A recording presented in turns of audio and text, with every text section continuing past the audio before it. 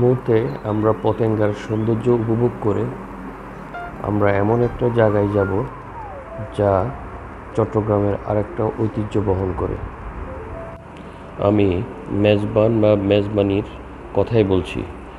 মেজবান বা মেজবানি বাংলাদেশের বৃহত্তর চট্টগ্রাম অঞ্চলের ঐতিহ্যবাহী একটি ভোজের অনুষ্ঠান।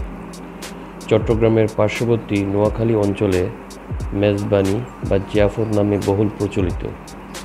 মেজবানি ফার্সি ভাষা, যার অর্থ ভোজ বা ভোজসভা। কারো মৃত্যুর পর কুলখানি, মৃত্যুবার্ষিকী, শিশুর জন্মের পর আকিকা, ধর্মীয় ব্যক্তির মৃত্যুবার্ষিকী উপলক্ষে মেজবানির আয়োজন করা হয়।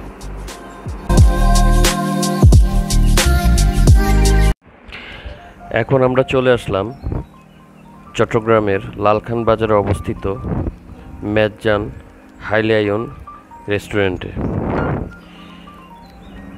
সে এক অসাধারণ রেস্টুরেন্ট, যার পরিবেশ খুবই পরিচ্ছন্ন। এখন চেষ্টা করব এই রেস্টুরেন্টটি ঘুরে ঘুরে দেখানোর জন্য। চতুর্দিকে অসাধারণ এক ডেকোরেশন, পুরো দেয়ালে মেজজানের লিখনি।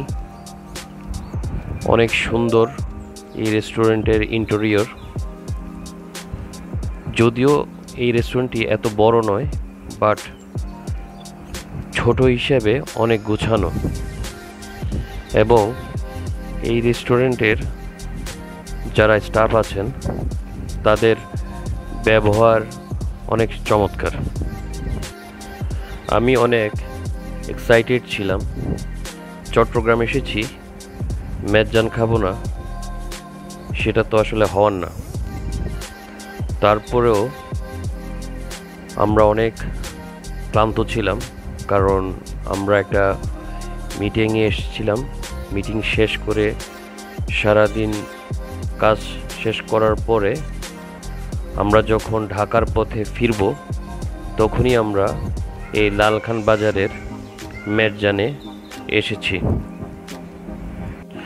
বাংলাদেশের প্রত্যেকটি জেলাতেই কিছু ঐতিহ্যবাহী খাবার আছে, তারই একটা চট্টগ্রামের ঐতিহাসিক মেজজান।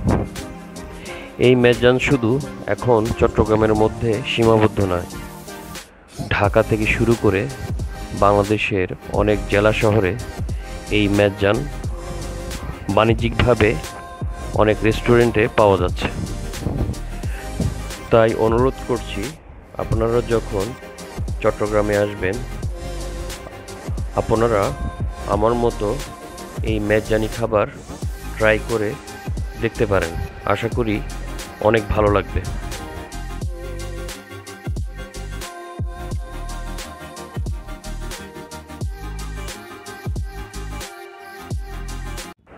আমাদের মেজজানের খাবার চলে এসেছে, আর এই মেজজানের আমার খাবার সঙ্গী হচ্ছে অর্ণব আর সাকিব।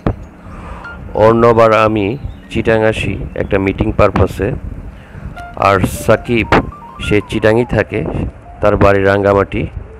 সে আসছে আমার সাথে দেখা করার জন্য। সেই সূত্রে আমরা একসাথে এই মেজজানের রাতের খাবার জন্য আমরা একসাথে বসেছি। আমাদের মেজজানের খাবারের তালিকায় ছিল সাদা ভাত, গরুর মাংস আর চনার ডাল দিয়ে।